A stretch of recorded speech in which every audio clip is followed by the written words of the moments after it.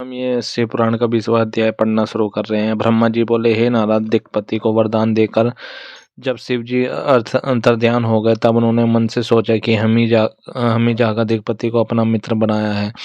सो अब किसी प्रकार उसके यहीं जाकर मनुष्य की भलाई के लिए कोई उपाय करें। हमने पहले भी ये विचार किया था कि अब हम कुबेर के मित्र होकर उसके पास निवास करेंगे। हमारे मुख्य स्वरूप को परब्रह्म रूप से इसलिए उस स्वरूप तथा इस स्वरूप में जो हम सब उसके यहाँ धारण करके जाएंगे, कोई अंतर नहीं होगा। जो व्यक्ति इनमें अंतर या दैत्य भाव समझेगा वह दुख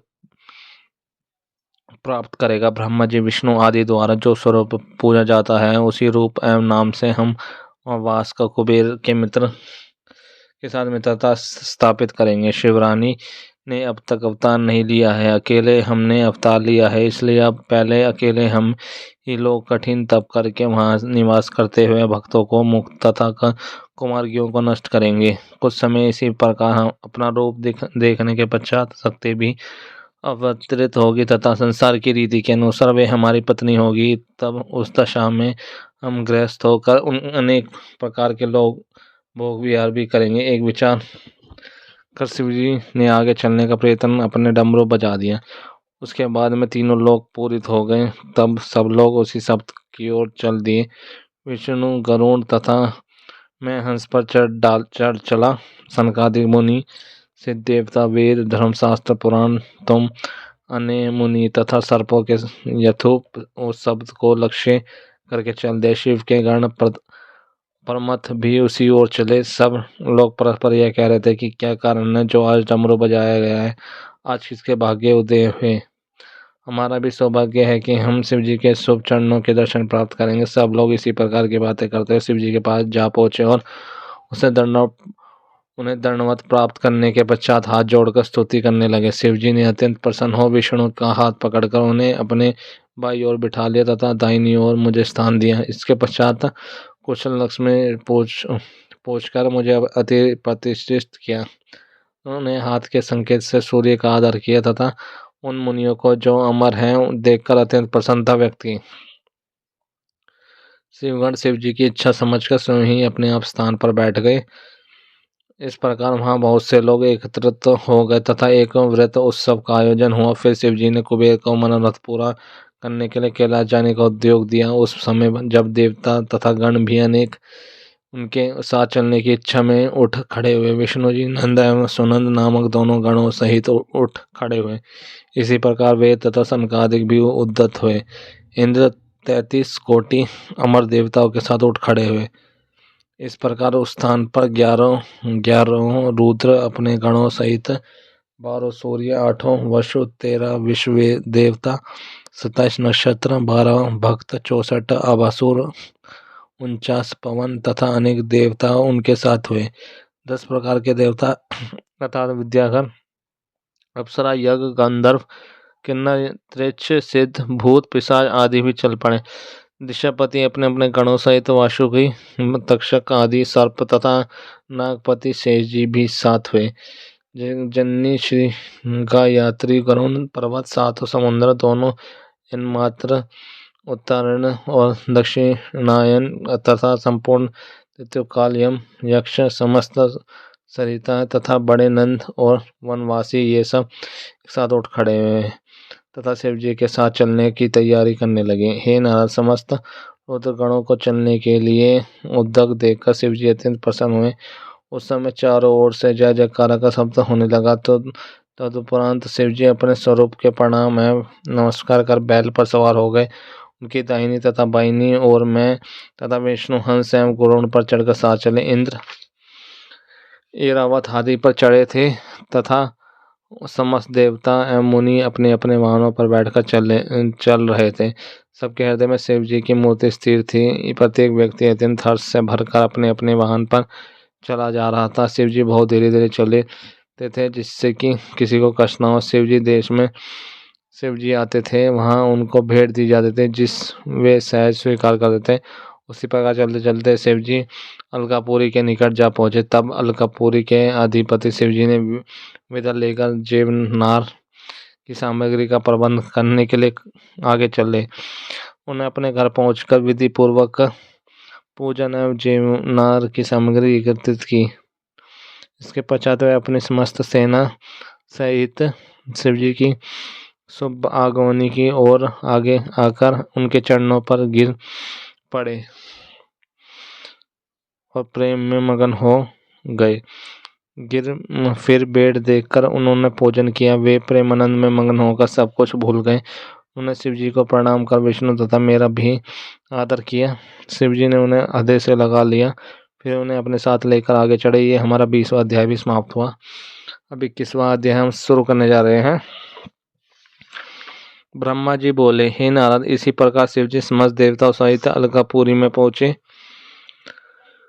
तथा निधिनाथ की विनती मानकर वहीं वास करने लगे। अलकापुरी के अधिपति निधिनाथ ने शिवजी की पूजा करके मेरा भी आदर सत्कार किया। यही बात हर व्यक्ति के लिए उचित है। जो कोई घर है उसका सत्कार करें तथा वेद शास्त्र को जानकर अच्छे कर्मों से संसार में प्रसिद्धि प्राप्त करें। फिर शिवजी ने सिंहासन पर विराजमान हो तुरंत ही विश्वकर्मा को कैलाश पर्वत को अत्यंत सुंदर बनाने का आदेश दिया। उन्होंने आज्ञा दी कि प्रत्येक गण तथा सुर मुनि लोगों के लिए भी सुंदर सुंदर मंदिरों की स्थापना की जाए। विश्वकर्मा शिवजी की सुनकर अत्यंत प्रसन्न हो कैलाश पर्वत पर मंदिरों के बनाने में प्रवृत्त हुए। उन्होंने एक बहुत सुंदर तथा विचित्र स्थल का निर्माण किया जो भिन्न भिन्न प्रकार की सामग्रियों तथा रत्नों से अलंकृत है। बहुमूल्य स्वर्ण में सजा हुआ था। बीच में एक मुख्य स्थान शिवजी के लिए निर्मित किया गया अतः पूर्व अलग बनाया गया। उनके पश्चात उसने शिवजी से आकर प्रार्थना की कि मंदिर बनकर तैयार है, अब और कुछ आज्ञा उसका पालन करो। यह सुनकर शिवजी अत्यंत प्रसन्न हुए। तब सबकी यह इच्छा हुई कि शिवजी कैलाश को चले। तो अत्यंत उत्तम और अंतर्यामी शिवजी अपने भक्तों के लिए मन की इच्छा समझ गए तथा अपने चरण कमलों से कैलाश पर्वत को सुशोभित किया। इतनी कथा कहकर ब्रह्मा जी बोले, हे नारद, उसी समय में विष्णु दोनों ब्राह्मणों को साथ लेकर शिवजी के पास पहुंचे। तब निधिपति ने हम सबकी ओर से प्रार्थना की, हे स्वामी, सबकी प्रबल आकांक्षा है कि आपका अभिषेक का पूजन किया जाए। हम आपको सिंहासन पर बिठाकर पूजा करें जिसमें हमारा मनोरथ सफल हो। शिवजी ने प्रसन्न होकर यह बात स्वीकार कर ली। तब सब लोग आनंद से तैयारी में लगे। मुनियों ने ज्योतिषों से शुभ मुहूर्त जानकर प्रसन्न हो विष्णु से यह कहा कि शिवजी ने अभिषेक का मुहूर्त निश्चित हो गया है, अब विलंब न कीजिए। तब मैंने तथा विष्णु ने शिवजी से कहा, हे प्रभु, अब आप स्नान कर इस समय योग्य वस्त्र धारण कीजिए। शिवजी ने हमारी प्रार्थना को स्वीकार किया और स्नान कर वस्त्र धारण किया। यह देखकर अब सब उपस्थित जन प्रसन्न हुए। फिर शिवजी ने स्नान किया बोले, तीर्थों का जल लाया गया। उसी जल से उन्होंने स्नान किया। मैंने तथा विष्णु जी ने उनके शरीर को अपने हाथों से अच्छी तरह मलकर धोया। मैंने वेद ध्वनि प्रारंभ करी। सर्वप्रथम विष्णु जी ने मंत्र पढ़कर शिव जी की पूजा की तथा लक्ष्मी जी सहित बड़ी भक्ति के साथ बार बार उनकी आरती उतारी। समस्त गंधर्व अपने प्रिय स्वर एवं मधुर वाणी से मनोहर गीत गाने लगे। मैंने भी समस्त देवताओं के साथ पूजा की। उनके पश्चात सनकादिक, मरीचि, ब्रह्मा ऋषि, देव ऋषि, अन्य मुनि ऋषि के साथ शिव जी की पूजा की। हम सब लोगों ने इस अन्न से बहुत द्रव्य लुटाया। हम उस समय चारों ओर से धन्य धन्य का सब सुनाई देता था। सब लोगों ने अत्यंत आनंद के साथ वह उत्सव बनाए। हमारा 21वां अध्याय भी समाप्त हुआ। 22वां अध्याय। ब्रह्मा जी बोले, हे नारद, सबसे पहले विष्णु जी के दोनों हाथ जोड़कर स्तुति करने हुए कहा, ईश्वर, आपकी स्तुति वेद भी नहीं कर सकते। मैंने भी आपकी स्तुति की है, अब पर आपका आदि अंत नहीं जान पाया। फिर इसी प्रकार देवता गण आदि सब ने अपनी अपनी बुद्धि के अनुसार अत्यंत विस्तार पूर्वक स्तुति की। सबने खड़े होकर एक स्वर में प्रसन्नता प्रकट की। तब शिव जी सबकी प्रीति देखकर अत्यंत प्रसन्न हुए। शंकर जी यह देखकर अति प्रसन्न होकर बोले, तुम सब लोगों को जो भी इच्छा है उसे प्रकट करो, मैं उसकी पूर्ति करूंगा। यह सुन सब हाथ जोड़कर बोले, हे प्रभु, आपके वचनों से ही हम तृप्त हो गए। हमारे सब कैलाश दूर हो गए। इसके अतिरिक्त अब कौन अब और कौन सी वस्तु है जिसको हम आप सबसे मांगे, आपसे क्या छिपा है। फिर भी हम सबकी एक इच्छा है कि हम सब सदा आपकी भक्ति के लिए लिप्त रहे तथा उनके चरणों की इच्छा किया करें। हमको कोई भय नहीं हो और आप हमारे सब अपराध क्षमा करें। जब दानव हमारा अपमान करे उस समय हमारे दुखों को दूर करें। सब लोग इतना ये कहकर चुप हो गए। तब शिव जी सबको अब ध्यान देकर इस समय समगुण रूप से ही वहीं स्थित हुए। फिर सबको समझाकर वहां से विद्या कर दिया। केवल मुझको और विष्णु को पास बुलाकर उन्होंने यह कहा कि तुम दोनों ही हमारे शरीर को तथा संसार की उत्पत्ति कर तुम ही पालन करते हो। जब तुमको कोई दुख देगा तब हम तुम्हारी रक्षा करेंगे। अब तुम दोनों अपने लोगों को सुखपूर्वक चले जाओ। यह सुनकर हम दोनों ने उनसे भक्ति मांगी और विदा होकर चले गए। फिर शिव जी ने नीतिपति का हाथ पकड़कर कहा, हे मित्र, तुम्हारे प्रति प्रीति जानकर हमने तुम्हारे निकट ही वास किया है। हमारी तुम्हारी मित्रता तीनों लोकों में प्रसिद्ध हो गई। तुम्हारा कैसे सौभाग्य है कि तुम हमको अति प्रिय हो। तुम प्रसन्न रहो। अंततः अब तुम भी अपने लोगों को जाओ।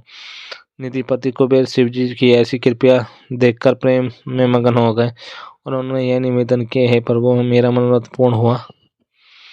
यह सुनकर नीतिपति बारंबार शिव जी को प्रणाम करके अति प्रसन्न हो अपने घर पहुंचे। इसके पश्चात शिव जी उसी कैलाश पर्वत पर आनंद पूर्वक वास करने लगे। वे कभी कभी अपने भक्तों के लिए कुछ लीलाएं रचा करते। फिर उमा ने अवतार लिया और फिर वे दक्ष के घर में उत्पन्न हुई। दक्ष ने उमा का विवाह शिव जी के साथ कर दिया। शिव जी उमा के साथ भक्तों को के हित के लिए लीलाएं करने लगे। ब्रह्मा जी बोले, हे नारद, मैंने तुम्हें शिव अवतार तथा शिव जी के कैलाश जाने तक का वर्णन सुनाया। इसके अतिरिक्त और शिव जी को और से ऐसे लीलाएं हैं। ये लीला मैंने अपनी बुद्धि के अनुसार की ही है। शिव जी की कथा अत्यंत पवित्र है, जिसके सुनने के बड़े बड़े पाप नष्ट हो जाते हैं। जो इसका स्मरण करता है उसके समस्त शोक तथा दुख नष्ट हो जाते हैं। जो मनुष्य शिव प्रीति ये युक्त होकर इस कथा का पाठ करेगा उसको धन तथा संतान की प्राप्ति होगी। ये हमारा 22वां अध्याय समाप्त हुआ और ये हमारा खंड पहला खत्म हुआ।